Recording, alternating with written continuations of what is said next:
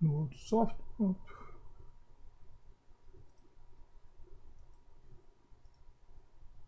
Bem, pessoal, estamos aqui mais uma gravação, né?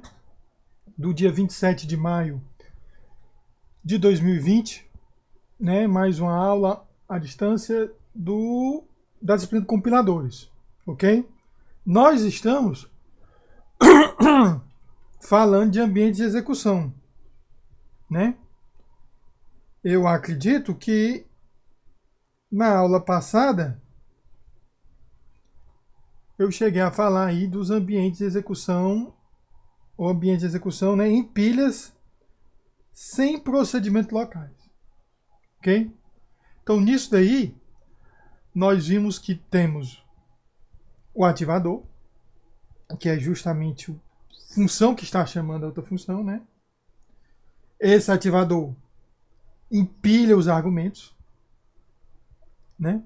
Chama o ativado armazena a vinculação de controle, que é o valor anterior do FP, né? Para apontar para o procedimento anterior, ok? O registro de ativação anterior.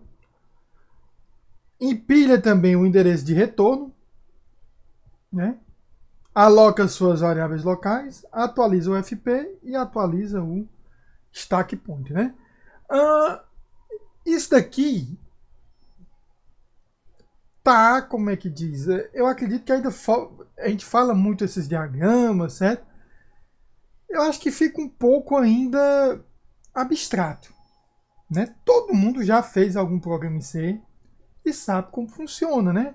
Mas mesmo assim, eu me sinto assim, quando eu tô lendo lá no livro, eu fico, pô, legal tal, mas não tá muito claro ainda. Eu acho que fica muito abstrato. Com o objetivo de tornar um pouquinho mais claro, né? Estou aqui no meu terminal. Deixa eu só fechar isso aqui que não era para estar aberto. Ocupar minhas memórias aí, né? Eu acredito que vocês estão vendo aí meu terminal, né? Na tela compartilhada. Ok? Eu fiz o seguinte. Isso aqui é lá no repositório, vai ter uma parte de ambientes. E tem. Cadê? Qual foi o exemplo? Onde é que foi o exemplo? Foi esse programa? Esse programa. Eu não sei se vocês se lembram quando eu falei desse programa, que ele tem dois fluxos, né? A pilha vai crescendo até G de um lado, depois retorna e cresce na segunda, porque G vai chamar F, que chama G, retorna e depois eu chamo G de novo, né? Então ele tem esse formato aqui. Aí eu fiquei imaginando, depois da aula, pô, será que eu consigo ver isso de alguma forma na prática, né? No computador mesmo, no processo, ver isso ocorrendo, ok? Aí o que foi que eu fiz? Eu vim aqui, criei esse arquivo pilhas.c, que é o programa lá do slide. Sem tirar e colocar. Quer dizer, eu tive que colocar aqui o estúdio, né? E lá, acho que no slide, ele não colocou o tipo de main, porque não era mais só apresentar. Mas esse programa aqui, nesse formato, gente, ele está compilado. Certo? Só que se eu compilar simplesmente no seco, compilar e tentar executar, a gente vai ver que não exibe nada, né? Não tem um printf, não tem nada do tipo, ok? Mas nós vamos, na verdade, nós queremos inspecionar o programa durante a execução para ver o comportamento da pilha, certo? Para fazer isso, nós temos que usar um depurador. Então nós vamos depurar esse programa e analisar de passo a passo esse programa. Ok? Beleza. Então está aqui esse programa. Deixa eu abrir aqui o terminal. Ubuntu.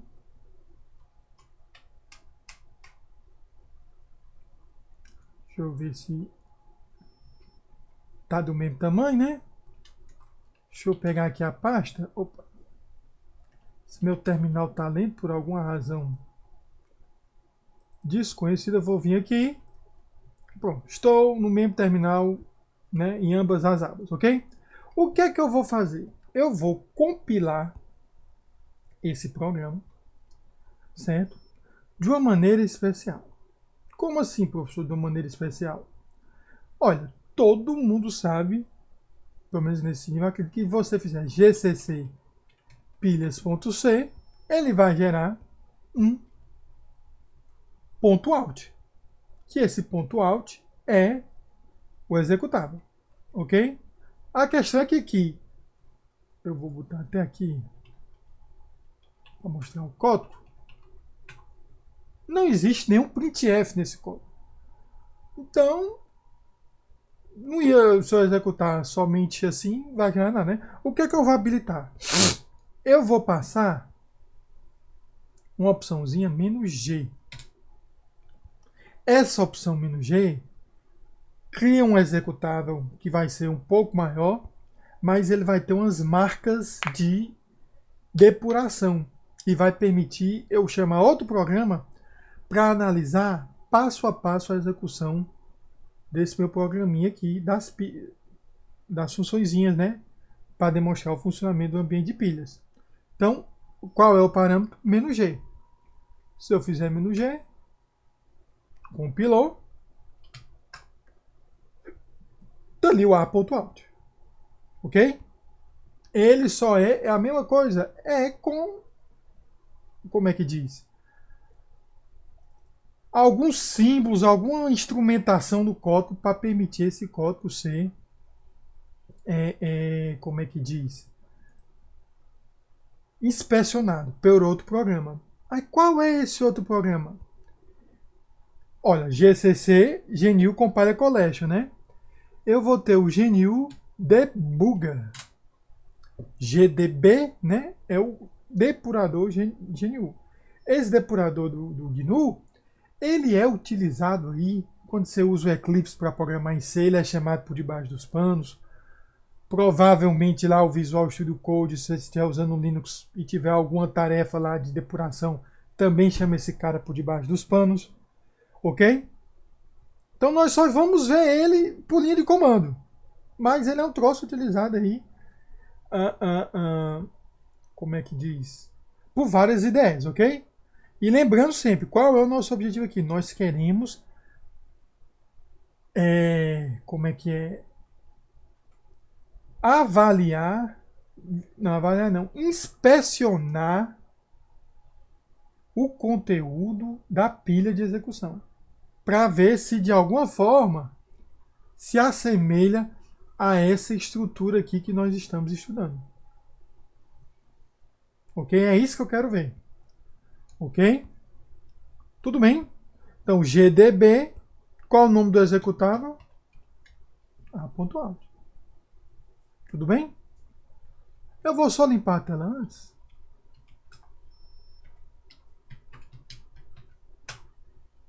Opa. GDB. Pronto. Aí várias mensagens, tal, né? Mas eu entrei agora como se fosse um novo terminal, o terminal do GDB, né? Ok? Eu tenho que mandar executar o programa dentro do GDB. Como eu chamei aqui o parâmetro binário, quando eu chamar run, ele simplesmente vai executar esse binário e vai permitir a inspeção. Mas a questão é o seguinte, se eu simplesmente botar run, ele vai executar normalmente.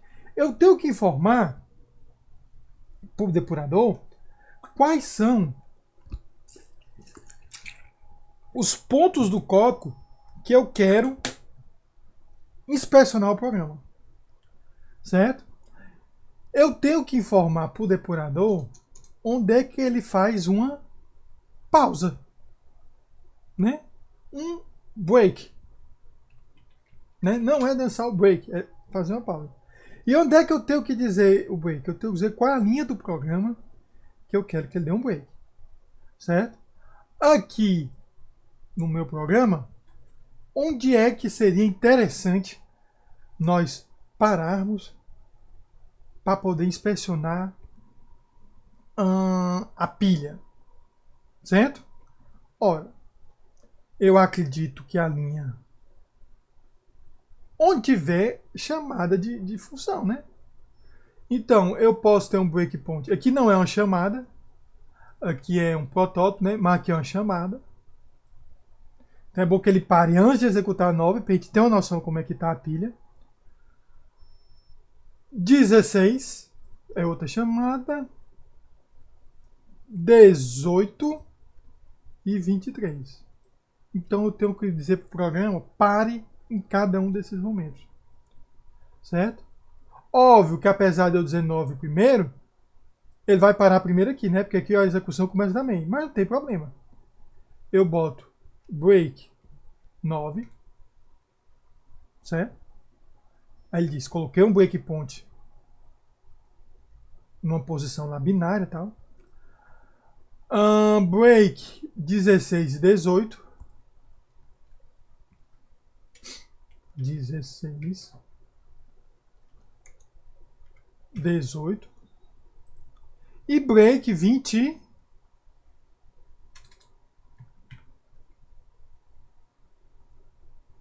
Pronto. Configurei aí os breakpoints. Certo? Eu vou executar agora. Simplesmente apertar Run. Deixa eu ver se eu estou esquecendo algo. Eu não tenho nenhum argumentos nesse programa, né? Certo? Se eu tivesse aqui argumentos no main, eu teria que passar por run lá. Só lembrando, nesse programa tem uma variável global x, uma variável estática x dentro de f. E por aí vai. Né? Vamos botar run. Certo? Coloquei run. No que eu coloquei run, onde é, pessoal, que o programa começa a executar? Ele começa a executar na main. Certo? Agora eu botei um breakpoint na linha 23. No que eu botei um breakpoint na linha 23, que foi o último que eu coloquei, né, breakpoint 4, ele diz, inicializando o programa, breakpoint 4, main, na linha 23. Aí ele para. Certo? Então o programa está congelado no tempo, por assim dizer. Ok? Eu não quero ver variável, eu podia colocar print o nome de uma variável para ver o valor da variável. Eu não quero ver o nome da variável. Eu estou querendo ver são os frames, né? Como é que eu posso botar para exibir toda a pilha? Eu digito o comando back3. Back3 vai mostrar toda a pilha naquele momento. Ora, se eu pausei dentro do main, qual é o registro de ativação que é para ter na pilha nesse momento? Só tem o registro de ativação do main. Certo? Tranquilo, não faz sentido ter outro, né? E eu posso fazer o seguinte. Digamos que eu queira ver mais detalhes desse registro de ativação. Aí eu posso botar info. Info de informação frame 0. Vamos ver o que é que isso nos dá? Pronto. Né? Vai dizer aí pilha tal. Nenhuma informação bem interessante, porque afinal de contas eu só estou com a main execução, né? Eu tenho que entrar aqui nessa G para poder ter um novo registro de ativação. Certo? Como é que eu faço? Eu executo. Existem várias maneiras de você avançar o programa no GDB. No nosso caso, eu quero avançar com o mais detalhe possível, entrando em cada função. Então eu simplesmente digito S. Ao digitar S, ele vai entrar dentro de G e ir depurando G passo a passo. Eu posso ter uma opção, acho que é C continue, que ele simplesmente pula a função. Eu não quero pular a função, eu quero entrar. Então eu digito S. Bom, no que eu digitei S, ele diz que eu chamei G com M igual a 2, porque X foi chamado, X era 2, né? Então eu chamei G com M igual a 2. E estou na linha 14. Estou na linha 14. Qual a linha 14? Essa daqui, né? Vamos ver como é que está a pilha nesse momento. Back 3. Ora, se eu entrei no G, então é para ele ter empilhado o EG de ativação de G. Vamos ver? Pronto. Certo? Agora, aqui fica mais parecido com a pilha mesmo, né? Nos nossos slides, a gente mostra de cima para baixo, né? Ok? Mas aqui, não. Aqui, de fato, ele colocou G e 0 fica apontando como se fosse sempre o topo da pilha, né? E 1 é main, que é lá embaixo. Certo? E eu posso ver agora, quando eu botar info frame 0, ele vai pegar a informação do frame que está no topo da pilha, que é a invocação de G, né? O de ativação de G. Então eu vou botar info frame 0, ok? Aí ele bota os endereços aí tudo como C, né? E eu vou botar info frame 1 também, que eles vai mostrar o registro de ativação de main, que a gente já viu aqui em cima, né? Mas vamos ver de novo aqui, só para gente ver uma coisa aqui. Ó. Bom, então isso daqui é o registro de ativação de G e isso aqui é o registro de ativação de main, né? Olha o registro de ativação de G, gente. Stack frame, aí bota a posição na pilha, né? Ok? Fala dos argumentos, né? Aí o que eu gostaria? Ó, chamado. Olha aqui, ó. Isso aqui é o do G, certo? Foi chamado por frame nesse endereço aqui, ó. Endereço cabuloso, né? Professor, vamos lembrar só DF30, que é o final, certo? Ó, então ele está apontando, ele está dizendo que foi chamado pelo DF30. Quando eu for ver o registro de main, qual é o registro de ativação de main? É o DF30. Ok? Então os registros estão da mesma forma aqui, ó. Eu tenho a vinculação do controle, ó, apontando. Ó. Então esse G aqui é esse G aqui, ó. Certo? E ele vai estar com a vinculação de controle para o main. A vinculação de controle para o main é isso daqui apontando o meu endereço. Ok? Então, tudo isso está ocorrendo na linguagem C. Eu tenho os argumentos. Está aqui o argumento m igual a 2, que era aqui, não, m igual a 2. E eu tenho locais, né? Começa aqui. Esse endereço aqui da local é onde começa a apontar as variáveis locais. Aí ele não lista, mas eu sei que pelo deslocamento, a variável local, o y estaria aqui, né? Ok? Então, isso daí foi a construção. Se eu for continuar a execução agora, ele vai colocar mais um frame, né? Ele vai passar isso aqui, vai passar linha 14, 16 e vai botar na linha 16 a invocação de F. Vamos ver se dá certo? Ó. Avançando. O Y é maior que 0, né? Avançando de novo. Opa! Um breakpoint. Deixa Deixa eu ver aqui se back 3 ele já chamou. Ele ainda não chamou.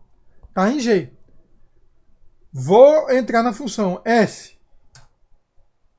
Opa! Vamos botar o back 3 agora. F foi colocado na pilha, o registro de ativação de F. Que era justamente, né, ó, essa chamada de F aqui. Que para na chamada aqui de G. Né? Se eu for fizer agora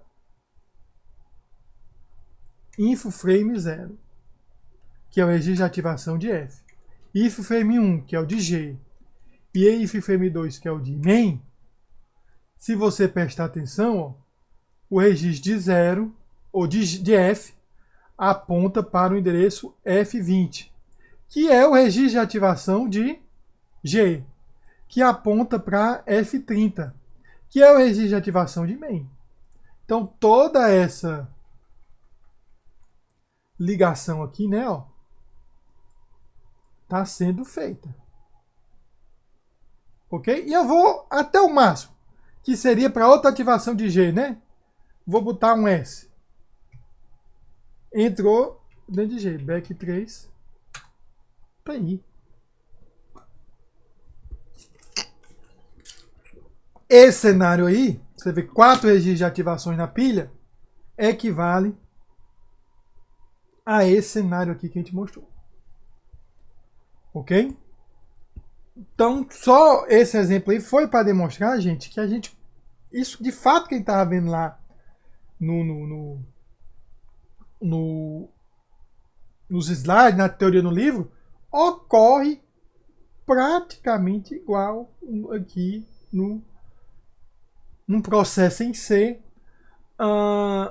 executando no Linux. E no Windows, bem, no Linux devem ter, como é que diz, formatos diferentes, né? Mas é a mesma coisa. Você consegue ver os registros de ativações sendo empilhados. Ok? E isso ocorre, vai ocorrer, olha, lá por baixo dos panos,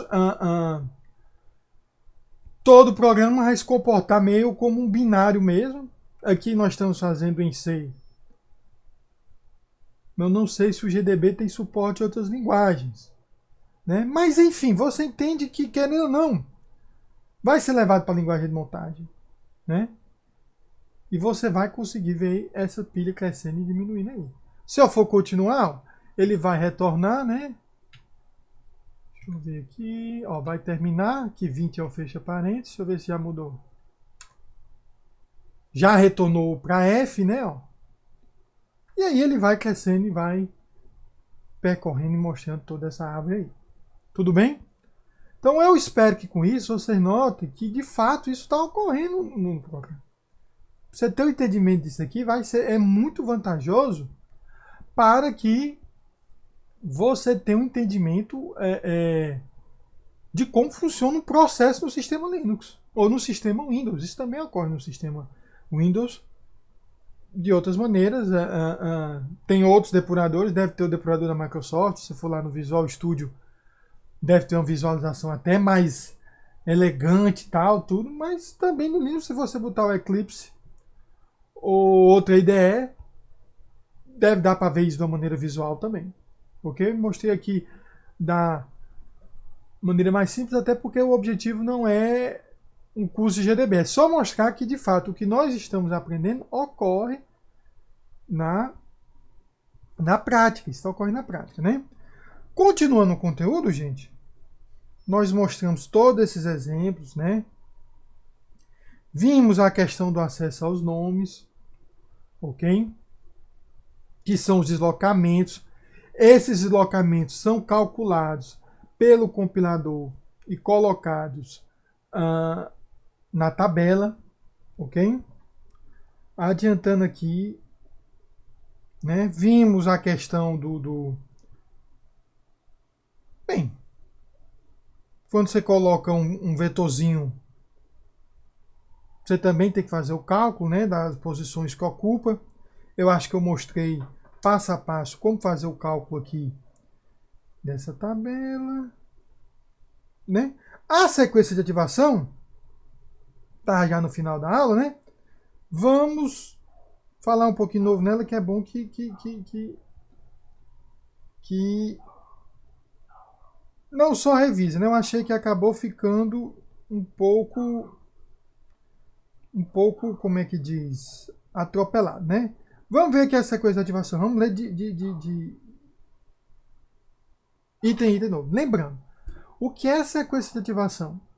É justamente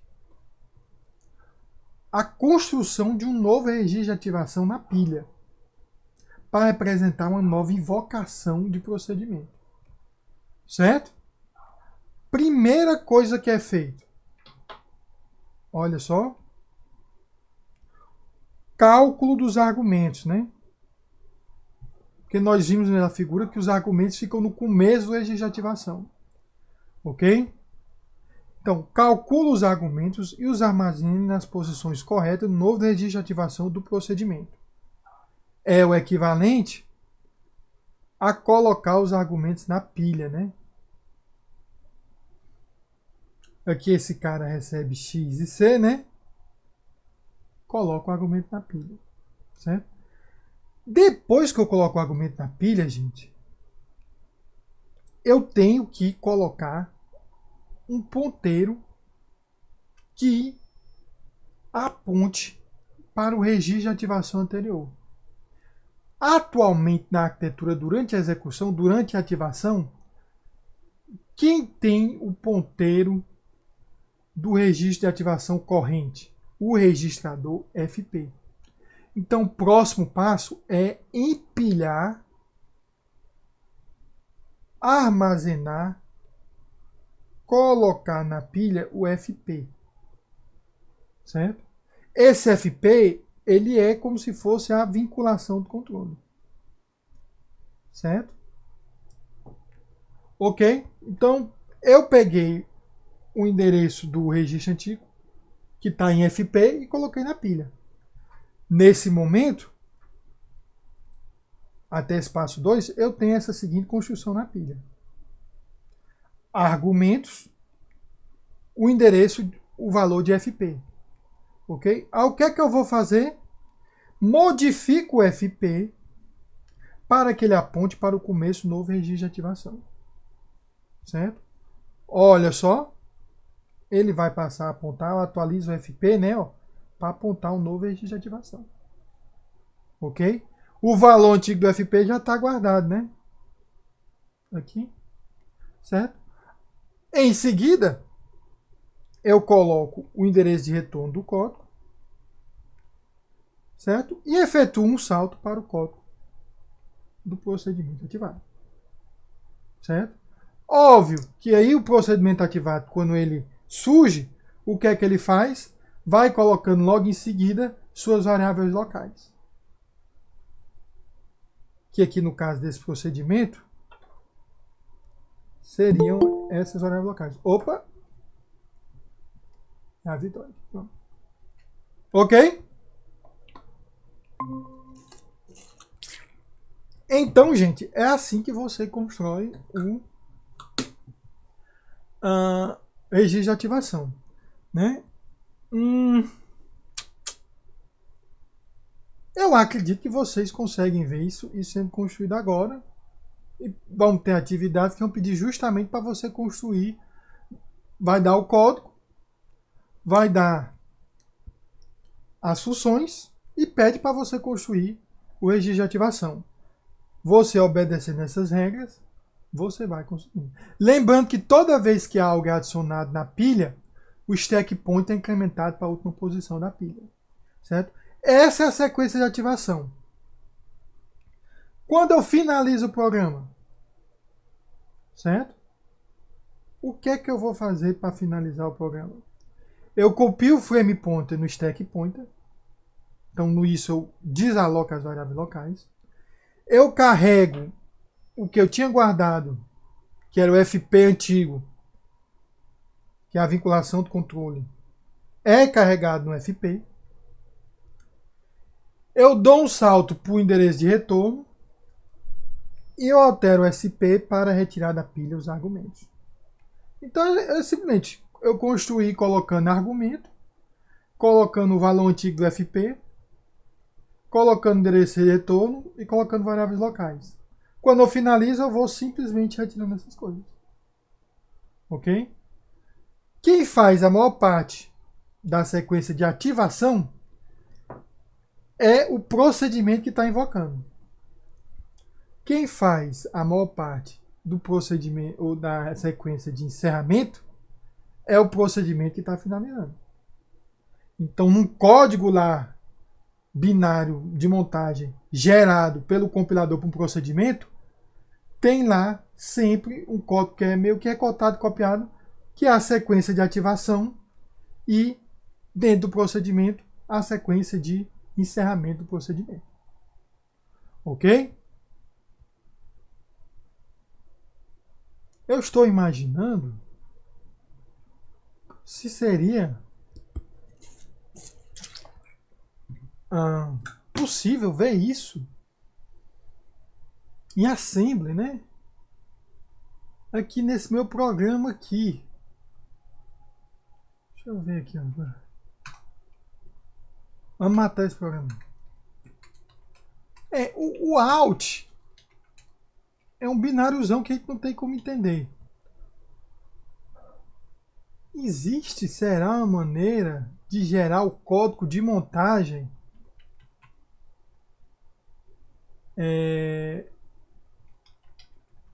a partir do código em C? Deixe-me ver aqui. Estou procurando no Google, viu?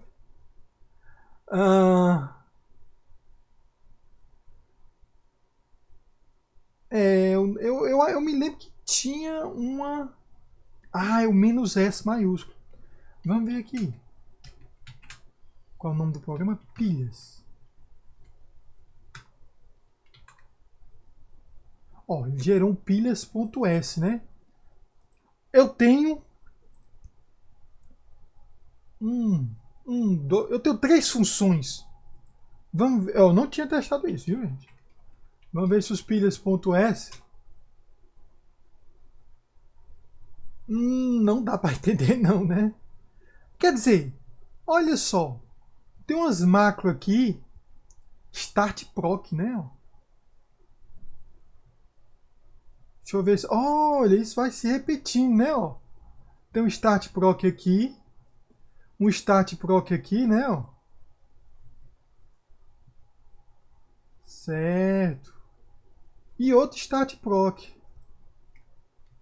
E tem sempre um push alguma coisa, né? Depois do start proc. Tem um push de um registrador. Gente.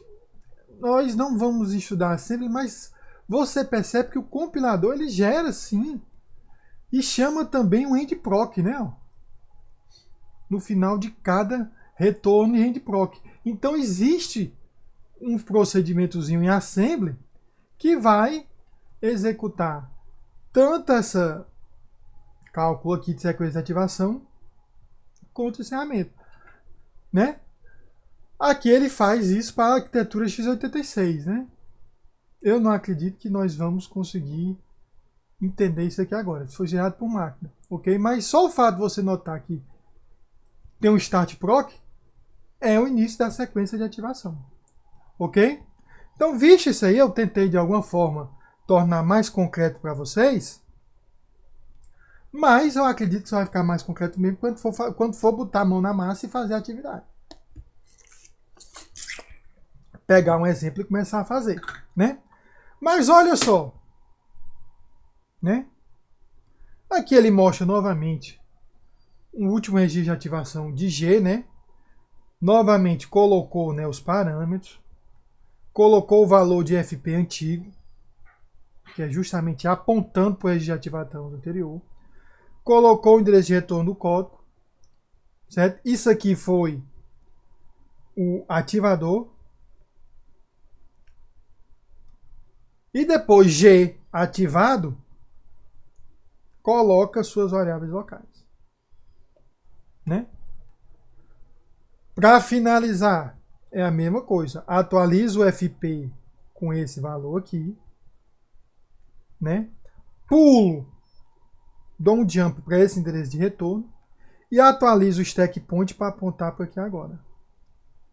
No que eu fizer isso, todo esse valor passa a ser marcado como livre para a pilha. Certo? E aí, a pilha vai crescendo, a gente mostrou lá no exemplo tal. Isso daí. Eu acredito que... Certo? Quando a nova ativação de G for efetuada, o primeiro valor do parâmetro M será colocado na pilha de execução. Certo? G ativando o G, colocou o novo parâmetro. Certo? Em seguida, FP, né, é colocado na pilha. FP, que estava apontando para cá, vai ser colocado na pilha. Lembrando que FP e SP são endereços. Endereço na arquitetura 32 bits são 4 bytes. Né? Coloco SP. Isso ainda quem está fazendo é quem está ativando, um start proc da vida. Certo? Coloco stack pointer é copiado no FP. O endereço de retorno é colocado na pilha e é efetuado o salto para a nova ativação de G. O stack pointer que estava apontando por aqui, né, passa a ser o novo FP. Coloco o endereço de retorno. SP aponta agora para o todo da pilha. E eu passo o controle para G. G, tendo uma variável local, G aloca e fornece o valor inicial do novo Y na pilha. E aí G coloca Y na pilha. Ok? Então tem uma divisão de responsabilidades. E isso daí, gente, esse código para criar um novo registro de ativação é um código gerado pelo compilador. A gente não viu lá no assembly, então vamos ver assembly, mas tá lá aqui dali. Ok? Dando continuidade agora, imagine o seguinte. Dados de comprimento variável. Como assim, professor? Olha, até agora nós falamos parâmetros como se fossem uma quantidade fixa sempre conhecida. Ok? Mas em ser uma das funções mais utilizadas, que é o printf, tem uma quantidade de parâmetros variável. Printf você pode chamar printf só com string e um modificador dentro, né? E depois uma variável, 3, 4, 5 variáveis e por aí vai. Ok? Então printf é uma função que tem uma quantidade de parâmetros variável. O que é que a gente faz quando a quantidade de argumentos em uma ativação pode variar de uma ativação para outra? Nos nossos exemplos aqui de G, certo? G chamou G, certo? Mas no final, eu acho que até naquela primeira figura aqui, cadê? Lá atrás. Ó, aqui eu tenho 2 registros de ativação de G, né? Aqui, gente, no final, eles podem até ter valores diferentes, mas eles são do mesmo tamanho. É um argumento M, vinculação do controle endereço de retorno, uma variável local Y. Sempre a mesma coisa. Printf não vai dar certo. Né? Eu posso ter uma printf com quantos argumentos aqui? 1, 2, 3, 4. Né? 0, 1, 2, 3. E eu posso ter uma printf apenas com argumento. Então, os registros de ativações de printf vão ter tamanhos diferentes. Ok? O tamanho de um parâmetro do tipo matriz ou de uma variável do tipo matriz também pode variar de uma ativação para outra, né? Aqui ele jamais para usar... será que ele pode variar mesmo? Mas isso aí não seria mais um exemplo em C, seria mais outra linguagem. Porque em C, quando eu vou passar uma matriz como argumento, eu acabo passando o ponteiro. E o ponteiro é de tamanho fixo. Ok? Mas só esse exemplo aí como é que diz, de printf já mostra um problema, né? Meus registros de ativações podem ter tamanhos diferentes, mesmo sendo a mesma função. Como é que C trata isso? Os compiladores de C, né, na maioria das vezes, vão tratar essa situação. Eles percorrem toda a lista de parâmetros. Então, ao percorrer, ele vai ter a quantidade de parâmetros, certo? E ele vai colocar os argumentos no registro de ativação na ordem inversa. Como assim, professor? Ó, ele percorreu daqui para cá, né? Certo? Então, na hora de colocar no registro de ativação, ele coloca primeiro isso aqui, depois isso aqui, depois isso aqui e depois isso aqui. Certo? Então, mais perto aqui da... Opa! Vai ter aqui o controle, né? E o endereço de retorno. Controle e endereço de retorno. Tem aqui o frame pointer, né? Logo aqui vai estar a string do formato de printf. Ok? Então, como é a primeira coisa, como ele colocou ao contrário, é a primeira coisa que ele averigua, ele já sabe mais ou menos o page prompt e CSH. Já sabe o que ele tem que procurar logo assim. Ok? Porque a busca sempre é em função de frame pointer. Ok? Então, isso é uma maneira de tratar. Printf ajuda porque tem uma string que diz o que, é que pode vir depois, né? Tem outras funções aí em C que eu posso botar pontinho, pontinho, pontinhos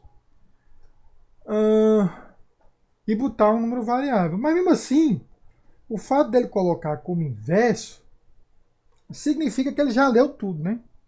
Então o compilador já sabe o tamanho total. Então já sabe o que preencher lá na tabela. Ok? Variáveis locais e matrizes que são variáveis locais e argumentos que são matrizes. Variáveis locais a gente já viu como é que ele faz, né? Se for dinâmico, é um ponteiro, o ponteiro tem tamanho fixo, então não tem tanta complicação. Ok?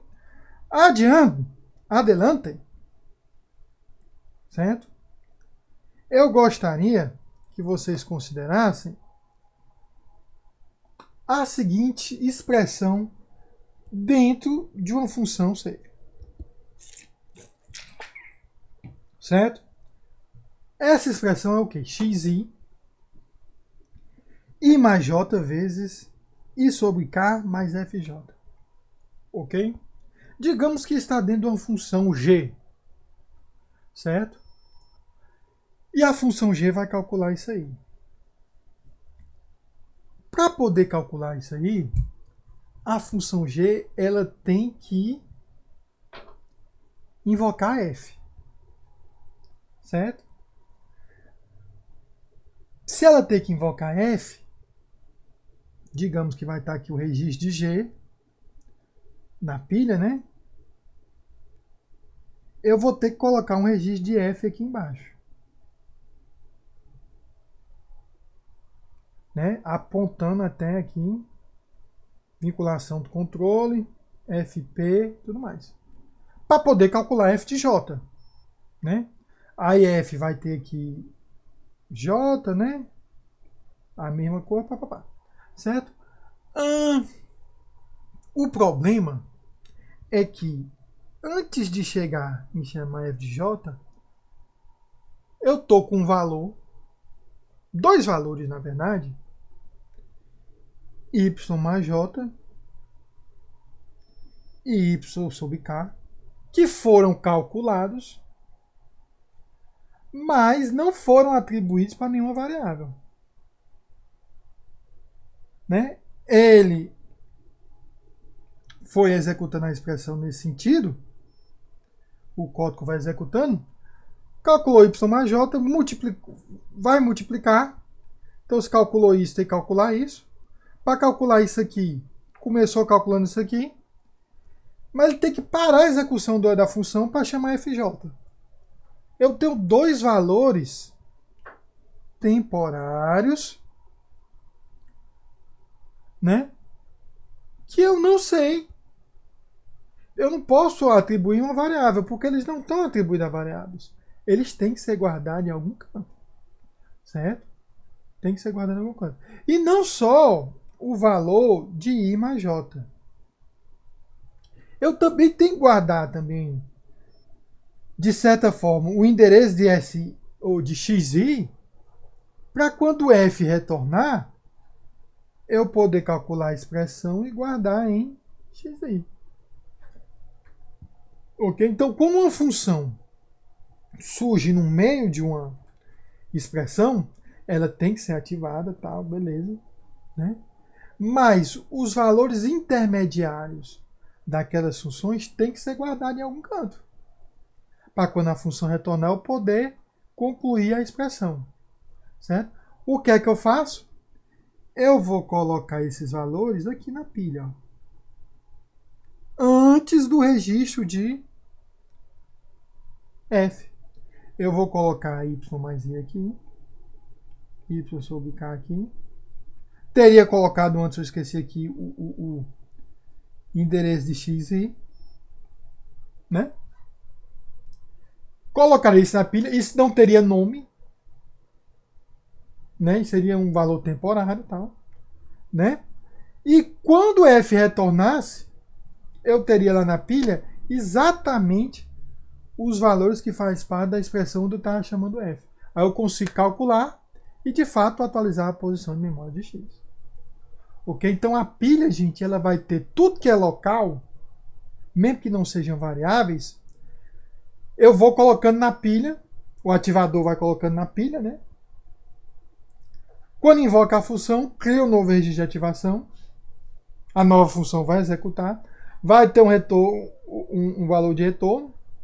Esse valor de retorno ele é utilizado para calcular o resto da expressão. Não por acaso, esse valor de retorno vai estar também no topo da pilha. E aí eu consigo fazer o cálculo. Ok? Esses dados são armazenados temporariamente na pilha, entre o registro de ativação e o novo registro criado a partir da invocação. Certo? Eu sei o topo da pilha quando F termina, porque F, ao terminar, atualiza o stack pointer para a posição anterior aos seus argumentos. Então eu sei como fazer isso aí direitinho. Certo? Até agora, gente, nós vimos tudo que a gente viu até agora era baseado na linguagem C, na linguagem Fortran, por assim dizer, né? Linguagens mais básicas, ok? Nós vamos ver agora um cenário que era permitido em Pascal, tal, em algumas linguagens modernas permite, mas não é o comum que nós estamos acostumados quando a gente lida muito com C, em Python, essa linguagem. Que é o quê? Você poder definir uma função dentro de uma função. Ok? Quando você define uma função dentro de uma função, ou nas palavras de Pascal, um procedimento dentro do procedimento, trata-se de uma definição de escopo do procedimento interno. O procedimento interno definido dentro do maior, ele só pode ser acessado pelo procedimento maior. Ok? Olhando aqui, vamos dar uma olhada. Vou baixar aqui só um pouquinho. Certo?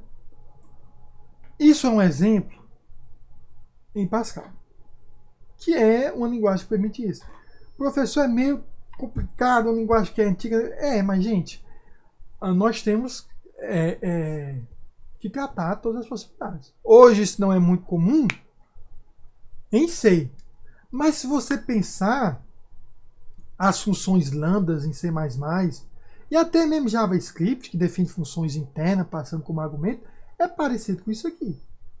Né? Então é algo que talvez tenha tido o seu apogeu de uso em Pascal e não seja mal utilizado em C, que foi o que passou a ser mais utilizado para ensinar programação e tudo, mas é um conceito importante que volta, né, tal. Eu acredito que em JavaScript tem algo parecido com isso, né? Eu não sou programador de JavaScript, mas eu sei que pelo menos em C as funções lambdas pareceriam com isso. Né? Você definir uma função inline dentro de outra função, é meio como se fosse um procedimento local. Ok? E ele vai ter um registro de ativação. Ou de C, eu estou falando de C++. Go também tem isso daí, viu? Ok? Vamos analisar esse código aí. Ó. Eu tenho aqui um programa. Certo? Em Pascal você tinha a definição do programa, né, no começo. E nesse programa, você tem... Todo o programa vai ter um begin-end, que eu estou mostrando aqui no final, que seria o código da função main do programa. Certo? Então, eu vou até botar aqui. Esse programa aqui define... Isso daqui é a função main. Certo? Mas antes de chamar a função main, olha o que é que ele faz. Ele define um procedimento P. Esse procedimento P tem esse corpo aqui, ó. Certo? Em C seria até aí. Mas esse procedimento P, o que é que ele faz? Ele tem uma variável N, certo? E ele define um procedimento Q e um procedimento R. Esse procedimento Q tem esse corpo e esse procedimento R tem esse corpo. Ok? Então aí você começa a ver. Eu posso. Olha só. Vamos imaginar que eu fosse fazer isso aqui, ó. Eu posso fazer isso aqui? Opa.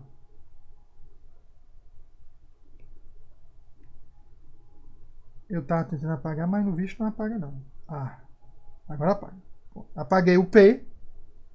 E eu vou fazer o seguinte, ó, gente. Eu vou... Será que eu posso fazer isso?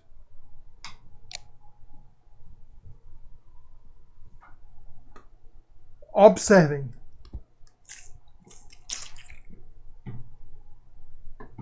Eu estou no corpo do procedimento main, querendo chamar um procedimento R, que é interno a um procedimento P. Eu não posso fazer isso. Porque o main, ele só consegue enxergar quem? O P. Então, nem isso eu posso fazer. E nem isso eu posso fazer. O main só pode chamar P. Porque ele não consegue ver o escopo interno de P. Certo? Que são os dois procedimentos Q e R. Ok? Agora, olha, detalhe. O procedimento R está chamando o quê? Mas por que pode, professor? Porque eles estão no mesmo nível. Se Q tivesse um procedimento interno, digamos, U, se aqui dentro tivesse um procedimento U, R não poderia chamar U. Ok? Então esse é o contexto de procedimentos internos em uma linguagem com Pascal, Ada e por aí vai. Certo? Então eu tenho P, que é interno ao programa, e P tem dois procedimentos internos, R e Q. Como são internos a P, ele pode chamar numa boa R. Né? E R pode chamar Q porque R está no mesmo nível de escopo. Também poderia ter aqui, gente, o escopo dinâmico e estático. A linguagem com Pascal, tudo, invocam o escopo, usam o escopo estático. Ok? Aí aqui uma observação que ele faz. Dentro de que, se eu tivesse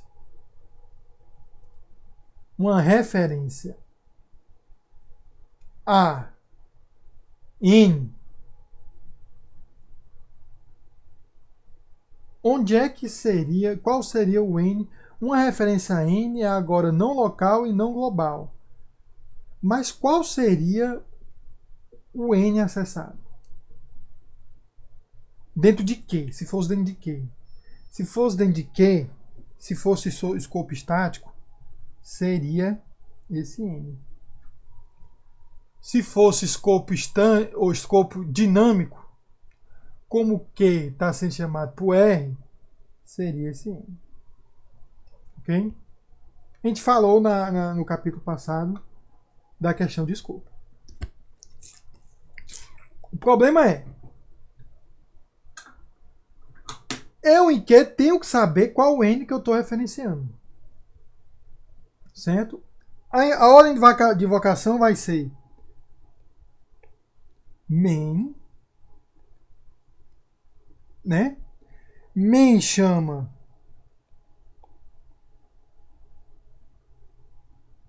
P, P chama R com N igual a 2 e R chama Q. Certo? Esta é a ordem de invocação. Se Q, vamos supor escopo estático, que é o que a moderna linguagem faz. Lá em P, no registro de ativação, vai ter um N que vai ter um valor 1, que é atualizado aqui no começo, né? O Q está em execução. Q referencia N.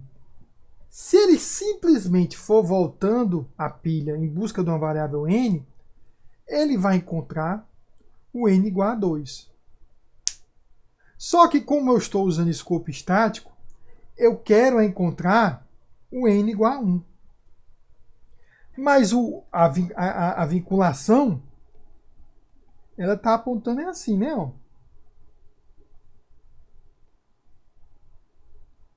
Né? O registro atual sempre aponta para o registro anterior. Se o Q for procurar N no escopo dele não achar e for voltando na pilha, ele vai achar esse aqui. Só que eu não tenho escopo estático. Isso é o escopo dinâmico. Eu estou pegando N pela ordem de invocação das funções, não pela ordem da declaração. Eu teria que, de alguma forma, analisar o código de forma estática e forçar isso aqui, ó. Porque Q está dentro de P, na declaração. Tá entendendo? Então eu vou ter que ter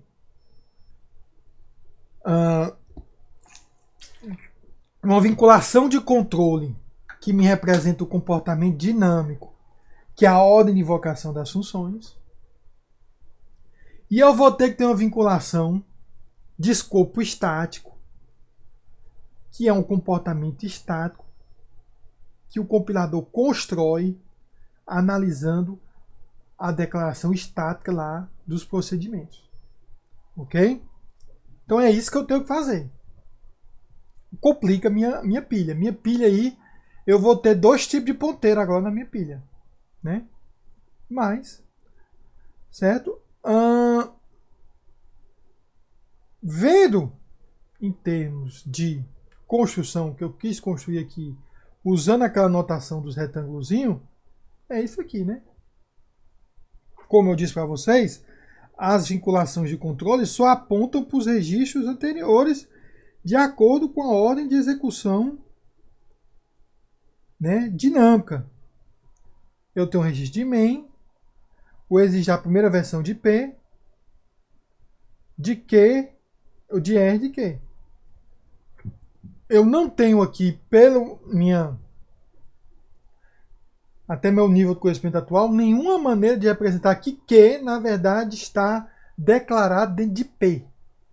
Certo? Então, se eu fosse, não encontrei N aqui, se eu fosse simplesmente voltando, eu ia encontrar o N que o escopo dinâmico me daria. Se eu estivesse usando uma linguagem de escopo dinâmico, perfeito. Mas se eu, como a maioria da linguagem, usa escopo estático, aí nós temos um problema, né? Qual é a solução? Aí, ó, reforçando. De acordo com o escopo estático, referências a N em Q devem apontar para a variável local de N de P. Então, se eu referenciar aqui de alguma forma N, vai ter que apontar para cá. Certo? Não é possível encontrar N através das vinculações de controle.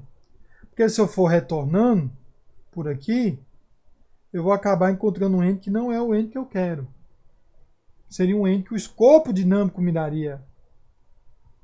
Né? Então, escopo dinâmico é assim mesmo. Mas eu quero escopo estático. A solução é expandir o meu registro de ativação para ter não apenas uma vinculação de controle, mas também uma vinculação de acesso.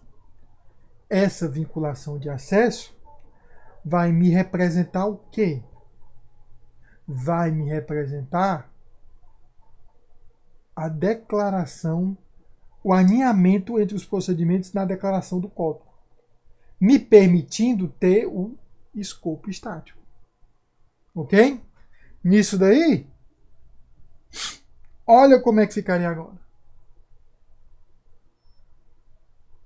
Certo?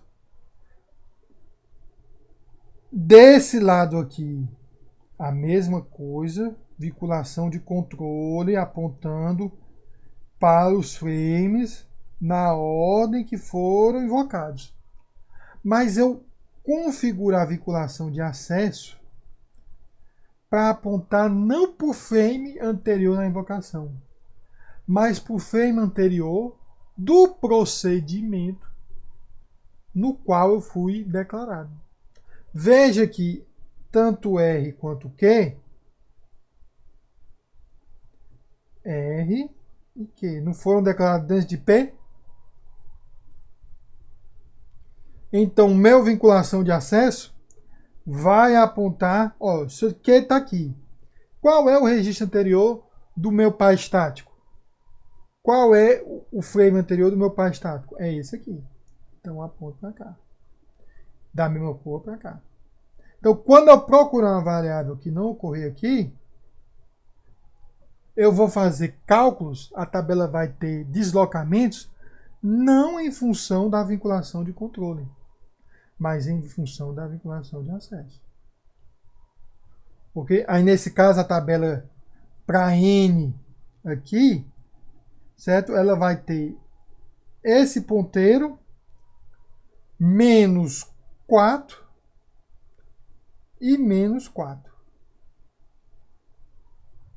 Porque cada endereço desse aqui são 4 bytes. Esse ponteiro aponta para essa posição, descendo 8, vai dar. Na verdade, menos 2 também, porque ele considera inteiro 2, né? Bytes. Vai dar o começo da minha variável inteira. Então é assim que vai ser criada a minha tabela.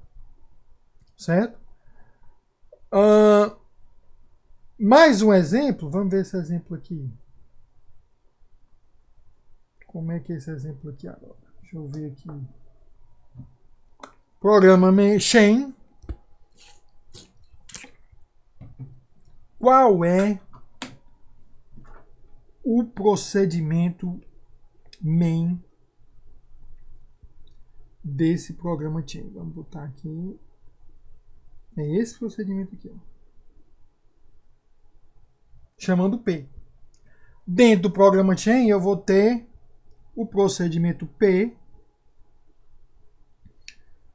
cujo código principal é esse aqui. Certo? Tem uma variável x. Opa! Eu vou ter um procedimento Q,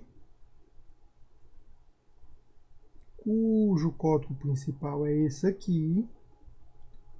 E dentro do Q, eu vou ter um procedimento R, que eu diria que o código principal já é esse aqui, né? Eu devia ter botado uma indentação a mais e não coloquei. Certo? Então vamos ver aqui. P está dentro do programa. Q está dentro de P e E está dentro de P. De Q. O procedimento dentro do procedimento dentro do procedimento. Eu começo chamando main. Main vai chamar P. E P tem uma variávelzinha lá, x, que eu não sei se foi atualizada. Não foi atualizada. Eu simplesmente chamei P, né? Porque o corpo de P já chama R. Não, já chama Q. E o corpo de Q chama R. E aí vem a coisa, ó. Esse R atualiza x igual a 2, que eu estou achando que é esse x de P, é esse x de P, mas surge um problema. R chama P de novo, que vai ter um outro x, ó.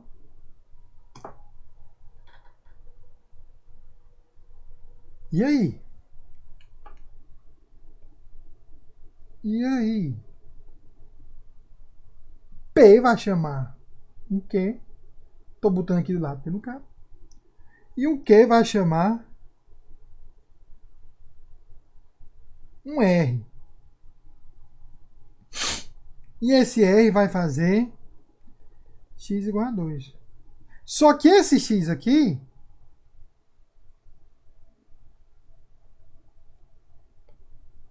esse x e esse x são diferentes, né?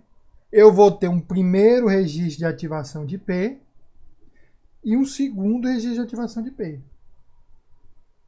Essa primeira invocação de R atualiza a variável que está no primeiro registro de P. E essa segunda invocação de R, que botou o mesmo valor. Mas o importante é que você nota que são posições de memória diferentes. Certo? Essa estrutura aqui, representando os retângulos, né, ó, o compilador define o nível de escopo de cada declaração e procedimento. Né? Eu consigo saber, já mostrei até lá nas regras, na análise semântica, como ele pode atribuir um nível de alinhamento. Certo? O nível do main seria 0, o do P1, o do Q2 e o do R3. Certo? Então dá para você saber esse nível de alinhamento. Né? Já vimos isso como pode ser feito através de atributos na regra semântica. Então, cada procedimento tem seu nível de alinhamento. E pelo nível de alinhamento eu consigo fazer a encadeamento de acesso. Né? Aqui eu não botei a figura. Deixa eu ver aqui se no livro teria essa figura. Mas eu acho que pelo esse exemplo aí, vocês conseguiriam construir. Certo? Então, com o nível de alinhamento, ajudaria bastante a construir, né? Então, aqui a vinculação de acesso desse R aqui apontaria para esse P,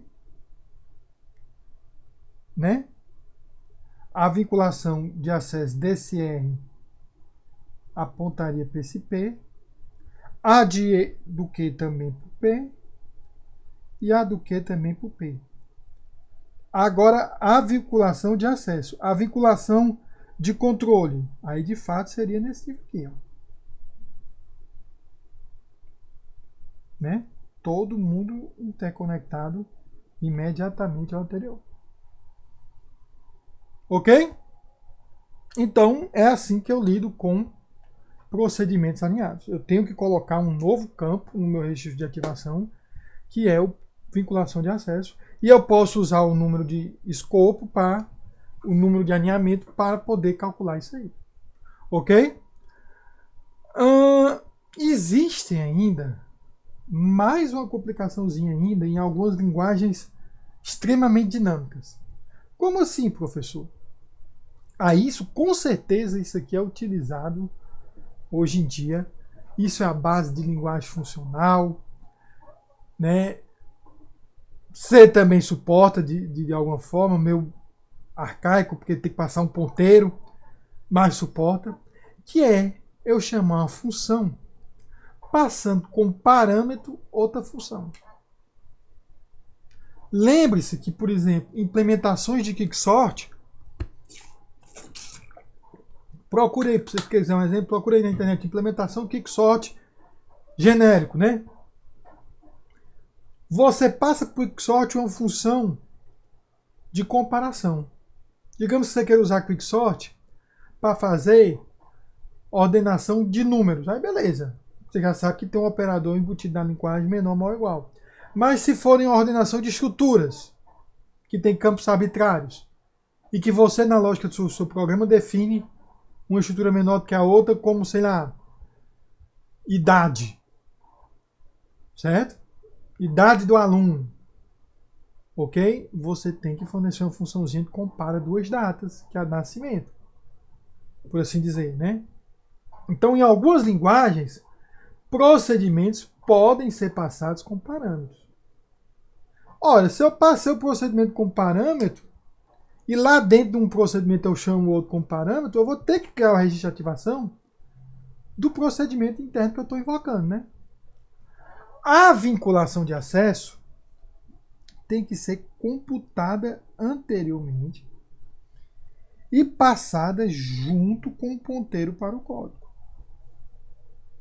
Certo? Então, a vinculação de acesso, que é essa vinculação que me permite entender o escopo do programa, eu tenho que passar isso como junto com o argumento. Então, eu tenho que passar não só o código do procedimento que vai executar, mas também um ponteiro para o registro de ativação já presente na pilha, que é como se fosse o pai estático da função que eu estou passando como parâmetro.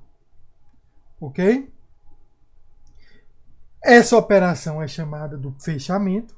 Então, quando eu passo uma função com parâmetro, um procedimento com parâmetro, eu passo um ponteiro de instrução, que é do próprio código, e um ponteiro de ambiente. E P é P. Ok? Esse ponteiro de ambiente só vai, quando eu criar o registro de ativação dele, apontar para o pai estático dele que já estiver na pilha. Certo? Vamos ver aqui.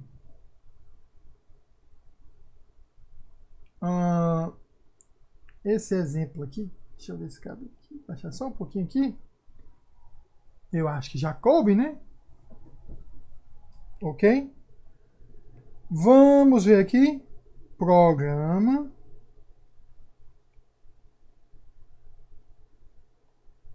Tá aqui o main, né? Procedimento P. O procedimento P só faz isso. Agora, dentro do programa tem outro procedimento Q, né? Que pode chamar P, porque é irmão estático. Só que dentro desse Q tem um procedimento R. E uma variável X.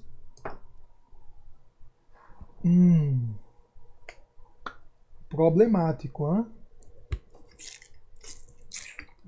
Porque Q inicializa X com 2 e chama P passando R, que é um procedimento interno dele. P vai chamar R como o nome A. Eu tenho aqui, vamos ver aqui, olha só, main chama Q, tudo bem. Cadê Q? Q vai fazer x igual a 2 e vai chamar P, né, passando R. Veja que Q não chama R, certo? Q chama P. E P vai chamar um A, que na verdade é R. Não, peraí. P é isso aí. Ele vai chamar como A, mas na verdade é R.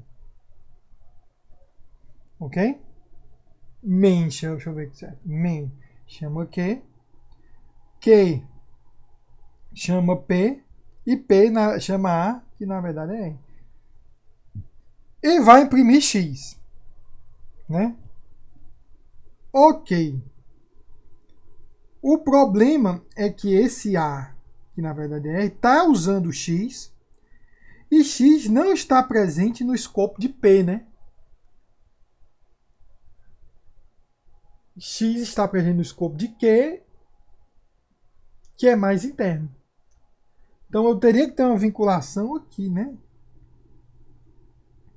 Enquanto a vinculação do controle é aqui. Como é que eu vou ser essa vinculação? Simplesmente quando o P chamou, foi invocado, Q passou um ponteiro dessa vinculação aqui. Que foi justamente o ponteiro EP. E esse ponteiro EP, quando eu crio o registro de ativação de A, que na verdade é de R, vai estar apontando para o Q. Nisso daqui, a figura, logo após a ativação de P, deixa eu aumentar aqui,